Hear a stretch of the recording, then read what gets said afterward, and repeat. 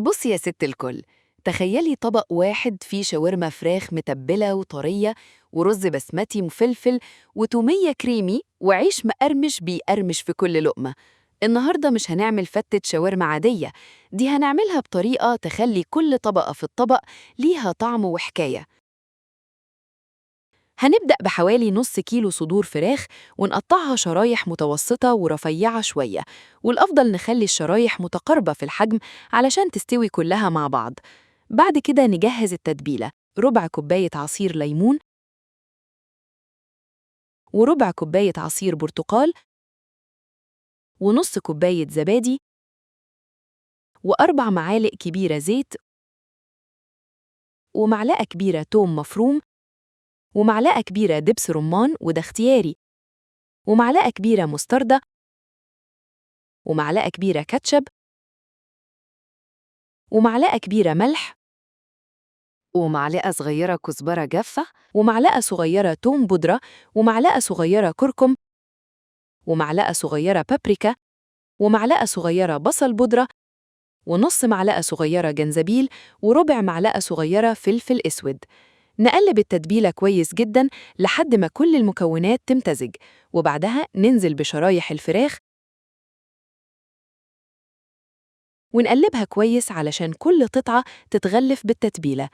نغطيها وندخلها التلاجة ساعتين على الأقل، والأفضل لو تقدري تسيبيها ليلة كاملة.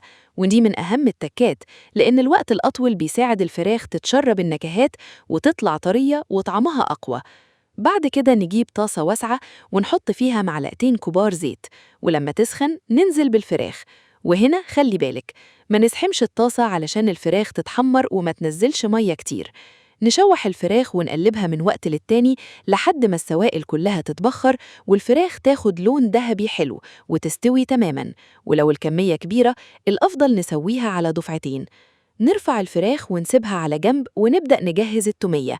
في حلة باردة هنحط كوباية لبن ونص كوباية مية وثلاث معالق كبيرة نشا،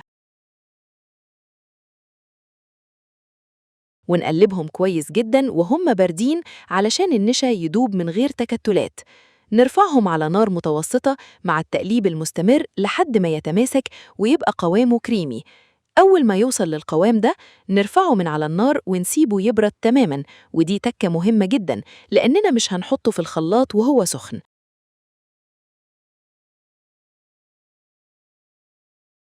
بعد ما يبرد نحطه في الخلاط ونضيف 2 فص توم حسب الرغبة، ورشة ملح، ومعلقتين كبار مايونيز، ومعلقتين كبار زبادي، وربع كوباية زيت، وربع كوباية لبن. نضرب كل المكونات كويس جدا لحد ما التومية تبقى ناعمة وكريمية ومتجانسة. ولو بتحبي طعم التوم واضح ممكن تزودي فص توم إضافي، ولو عايزاها أخف قللي التوم شوية. بعد كده نبدأ في الرز البسمتي. هنغسل الرز البسمتي كويس وننقعه نص ساعة، وبعدها نصفيه. في حلة نحط معلقة كبيرة سمنة ومعلقة كبيرة زيت، ولما يسخنوا نضيف نص معلقة صغيرة بهارات مشكلة، ونص معلقة صغيرة كزبرة جافة، ونص معلقة صغيرة كركم، ونص معلقة صغيرة بابريكا، وملح حسب الرغبة. نقلب البهارات حوالي نص دقيقة لحد ما ريحتها تطلع، ودي تكة بتفرق جدا في طعم الرز لأن تحميص البهارات في السمنة بيطلع نكهتها. ننزل بالرز ونقلبه كويس لحد ما كل حبة تتغلف بالبهارات والسمنة.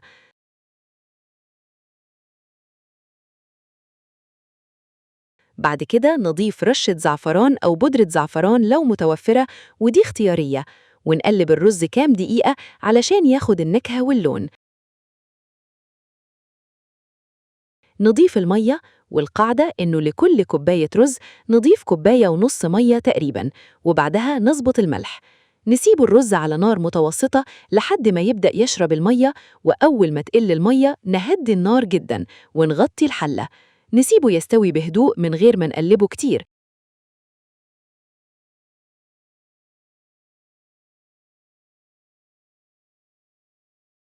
ولما يستوي تماماً نطفي النار ونسيبه يرتاح شوية، وبعدها نفلفله بالشوكة علشان يفضل مفلفل وحباته سليمة. نيجي بقى للعيش المقرمش.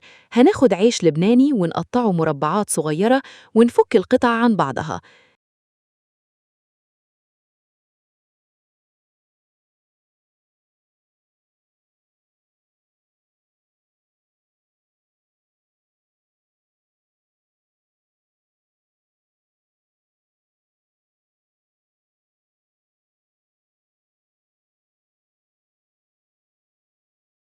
ننزل بالعيش في زيت سخن. لكن مش سخن زيادة، لأنه العيش خفيف وبيتحمر بسرعة. نقلبه باستمرار لحد ما ياخد لون ذهبي ويبقى مقرمش.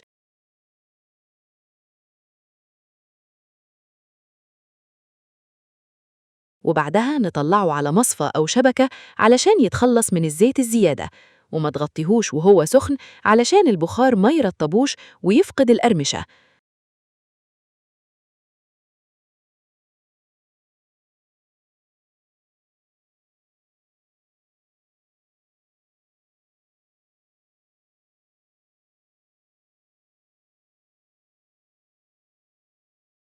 وأخيراً نيجي لأجمل خطوة، التجميع. في طبق التقديم هنحط طبقة من العيش المقرمش،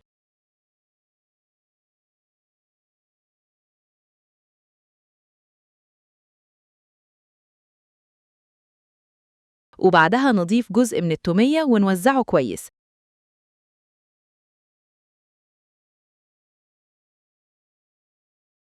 وبعدها نحط الرز البسمتي المتبل ونرتب فوقه شاورما الفراخ اللي جهزناها. نضيف كمية من التومية على الوش حسب رغبتك، وممكن نزينها بشوية من العيش المقرمش علشان الشكل والقرمشة. وبكده بقى معانا فتة شاورما فراخ بالتومية والرز البسمتي. فراخ طرية ومتبلة، رز مفلفل وطعمه غني، تومية كريمية وعيش مقرمش بيكمل كل لقمة.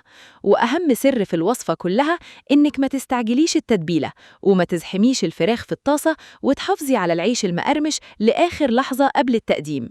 جربيها بالطريقة دي وهتلاقي طبق المطاعم اتعمل عندك في البيت بكل سهولة. ولو عجبتكم الوصفة ما تنسوش الاشتراك في القناة وتفعيل الجرس علشان يوصلكم كل جديد. كان معاكم تيسير أبو دهب، وبالهنا والشفاء.